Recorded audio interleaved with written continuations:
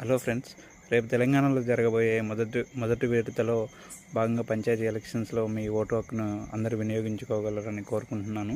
ఎందుకంటే మొదట ఓటు హక్కు వేయాలి అని మీరు డిసైడ్ అయ్యి ఒకవేళ వేరే ప్రాంతాల్లో కనుక ఉంటే కనుక మీ హోమ్ టౌన్కి రీచ్ అవ్వండి. ఎందుకంటే మీరు మొదట ఆలోచన ఓటు వేయాలని మీకు వచ్చినప్పుడు మాత్రమే ఓకే నేను ఓటు వేద్దామని డిసైడ్ అయినా కాబట్టి ఇప్పుడు నా ఓటు నేను ఇంత కష్టపడే దూరం నుండి వచ్చాను కాబట్టి నా ఓటు ఎవరికి వేయాలి ఏంటి అనే అనాలిసిస్ మీరు మొదలు పెడతారు. సో ఫస్ట్ థింగ్ ఏంటంటే లేజీగా ఉండకుండా దూరంగా ఉన్నామని కొంచెం అంటే ఇబ్బంది పడకుండా ఒకరోజు టైం కేటాయించి ఇది ఎందుకంటే మన ఊరిలో జరిగే అభివృద్ధి మన గ్రామ పంచాయతీ కాబట్టి కొంచెం టైం తీసుకొని ఓటు వేద్దామనే ఆలోచన ముందు తీసుకురండి.